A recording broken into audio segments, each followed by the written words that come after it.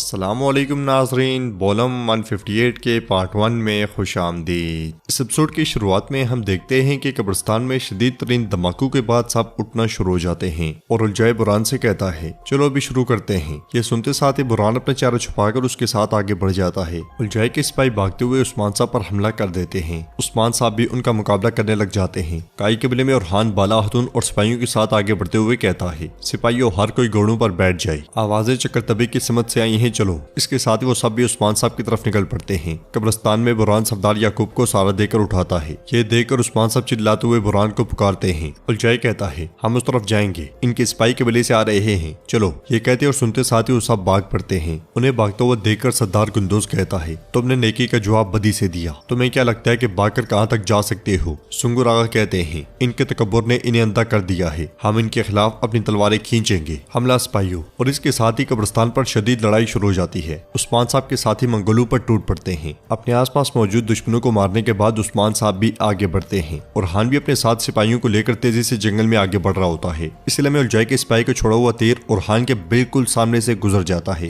ये देखकर उरहान घोड़े से उतरते हुए कहता है गात गात गात। अगले लम्हे वो सब मंगोलों पर टूट पड़ते हैं। बाला खतून बड़े जबरदस्त अंदाज में लड़ती हैं। फातिमा भी भरपूर तरअंदाजे का मुजाहरा करती है। आनन फानन मंगोल जहन्नुम वासिल होना शुरू हो जाते हैं। लड़ाई के अख्ताम पर उरहान कहता है चलो सिपाहियों मेरे बाबा हमारे इंतजार में हैं। इसके साथ ही वो सब कब्रिस्तान की जानिब दौड़ पड़ते हैं। दूसरी जानिब उस्मान साहब सरदार याकूब और इब्राहिम साहब का पीछा कर ही रहे होते हैं कि मंगोल उनके सामने आ जाते हैं। मंगोल सिर्फ उस्मान साहब का वक्त जाया करते हैं और उस्मान साहब को कोई भी नुकसान नहीं पहुंचा पाते, बल्कि खुद ही अपनी मौत का इंतखाब करते हैं। उधर बुरहान सरदार याकूब और इब्राहिम को लेकर भाग रहा होता है और भागते भागते वो सब घोड़ों तक पहुंच जाते हैं जहाँ पे कोनूर खड़ा होता है। कोनूर को देखते साथ ही सरदार याकूब तलवार बेनियाम कर लेता है तो इब्राहिम भी उसे रोकते हुए कहते हैं रुक जाए याकूब भी, कोनूर हमारे साथ है। बुरहान भी सरदार याकूब को यकीन दिलाता है। फिर कोनूर कहता है चले हमें सिपाहियों के पहुंचने से पहले निकलने की जरूरत है। इसीलिए में सरदार इब्राहिम की नजर उस्मान साहब पर पड़ती है जो मुसलसल लड़ते जा रहे होते हैं। उन्हें देखते हुए सरदार इब्राहिम कहता है तो उस्मान तुम अभी तक जिंदा हो, मैं तुम्हारी जान अपने हाथों से लूंगा। मलिका खतून भी इब्राहिम साहब से कहती है तुम अभी तक खड़े क्यों हो, चलो यही वक्त है, चलो। इब्राहिम साहब जैसे ही आगे बढ़ने लगते हैं सरदार याकूब उन्हें रोक देता है और कहता है अभी इसका वक्त नहीं है, कबीले से उनकी मदद के लिए आने वाला दस्ता रास्ते में होगा। इब्राहिम साहब फिर से आगे बढ़ते हैं तो सरदार याकूब गुस्से से कहता है मैंने कहा चले इब्राहिम भी। सरदार इब्राहिम पुरस्कून हो जाता है और वो सब वहाँ से रवाना हो जाते हैं, जबकि उस्मान साहब अकेले ही कुफार का मुकाबला कर रहे होते हैं। तादाद में ज्यादा होने की वजह से मंगोल उस्मान साहब पर हावी हो जाते हैं। ये देखकर छुपा हुआ बुरहान उन पर तीर बरसा देता है। उस्मान साहब बुरहान को देखते हुए बुरहान बुरहान पुकारते हैं और आखिरी मंगोल को काट डालते हैं। फिर जब उस्मान साहब आगे बढ़ते हैं तो कोनूर सरदार याकूब और इब्राहिम साहब को लेकर जा रहा होता है। कोनूर को देखकर उस्मान साहब को बहुत गुस्सा आता है और वो कहते हैं कोनूर बुरहान तुम क्या करने की कोशिश कर रही हो, हाँ क्या करने की कोशिश कर रही हो। तो छुपा हुआ बुरहान कहता है हमें माफ कर दें हुजूर, हमें माफ कर दें, हमें अंदाजा नहीं था कि उलझाए ऐसा कुछ करेगा। इसलिए मैं उरहान खवातीन और सिपाहियों के साथ भागता भागता उस्मान साहब तक पहुंचता है और वो सब उस्मान साहब से उनका हाल अहवाल पूछते हैं। तो उस्मान साहब कहते हैं मैं ठीक हूँ, फिक्र ना करो। सरदार कुंदूज कहता है यहाँ तक कि शैतान भी उनकी हरकतें देखकर शर्मा जाए उस्मान साहब, उन्होंने पहले रात को यहाँ बारूद छुपाया, हम नहीं जान पाए। सुंगुर आगा कहते हैं उन्होंने हमें धोखा दिया, उनका ठिकाना जहन्नुम होगा। फिर जोरकुतय कहता है हम सोच भी नहीं सकते थे कि बुरहान ऐसा कुछ करेगा। तैमूर बोगा कहता है कोनूर क्या उसका इससे कोई ताल्लुक है जनाब। जवाबन उस्मान साहब कहते हैं कोनूर भी इनके पीछे चल पड़ा है, हम उनकी नीयत जान जाएंगे। ताहम उन्होंने जो कुछ किया ये उनकी आखिरी हद थी जो मैं बर्दाश्त कर सकता था, हम उन्हें इससे भागने नहीं देंगे, यकीनन हम उनसे इसका हिसाब लेंगे, चलो यहाँ से चलते हैं। ये कहते और सुनते साथ वो सब पलट जाते हैं। उधर सरदार याकूब और इब्राहिम भी सरदी बाजार जा पहुंचते हैं। घोड़े से उतरने के बाद सरदार याकूब मेहमद से पूछता है क्या तुमने सरदारान को पैगाम भेजा मेहमद। तो मेहमद कहता है तमाम सरदारान ने जंग के लिए हमारी पेशकश का जवाब दे दिया है,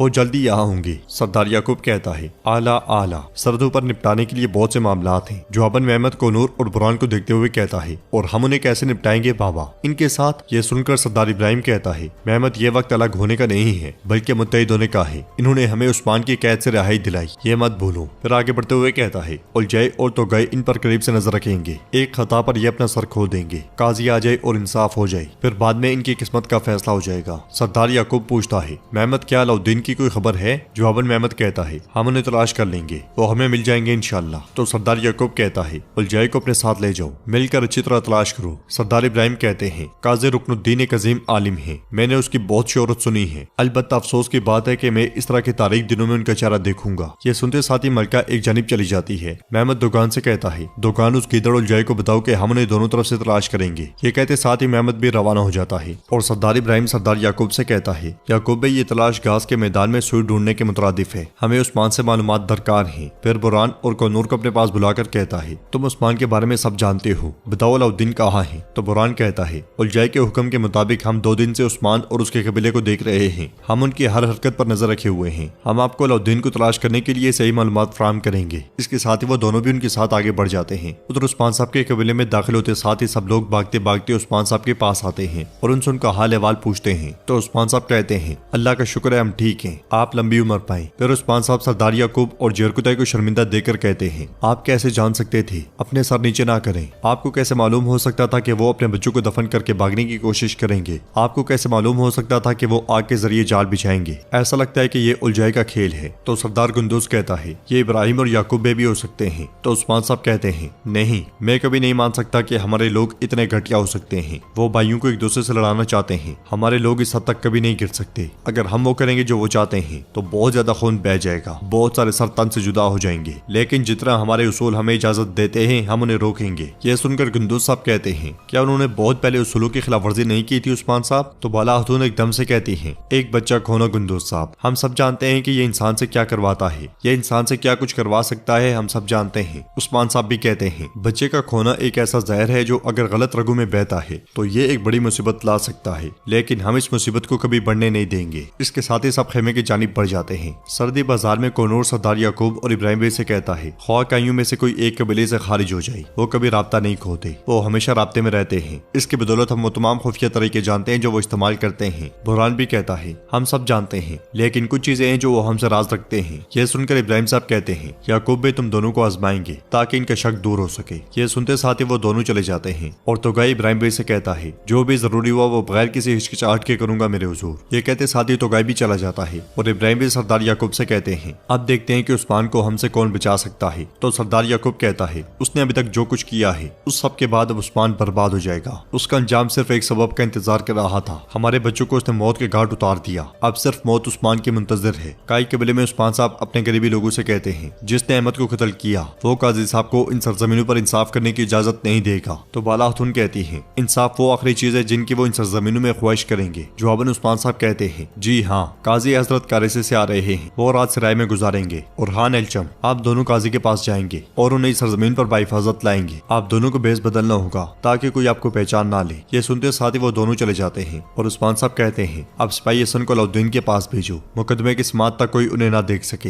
हुक्म मिलने पर जरकुताई भी चला जाता है और उस्मान साहब गुंदूज साहब से कहते हैं, आइए मैं गाजा के फतह के बारे में बात करते हैं। सरदार गुंदूज हैरानगी से पूछते हैं, ऐसे वक्त में? तो उस्मान साहब कहते हैं, कोई भी वक्त हमें फतवाहात से दूर नहीं रख सकता, हम फतह को अंजाम देंगे चाहे हम खून में लथपथ ही क्यों ना हो। अब इब्राहिम साहब और याकूब भी अपनी फौज सिर्फ हमारे खिलाफ नहीं बल्कि मैगाजो को फतह करने के लिए भी लाएंगे। हमें तेजी से काम करना होगा, अपने सिपाहियों को फतह के लिए तैयार करना शुरू कर दें। तो नाज़रीन, इसके साथ ही एपिसोड भी इख्तिताम पजीर होती है। अगर आपको वीडियो पसंद आए तो वीडियो को लाइक करें, चैनल को सब्सक्राइब करें और बेल आइकॉन पर लाजमी से क्लिक कर दें। इंशाल्लाह मिलते हैं नेक्स्ट वीडियो में, तब तक के लिए रखें अपना और अपनों का बहुत ज्यादा ख्याल। अल्लाह निगहबान।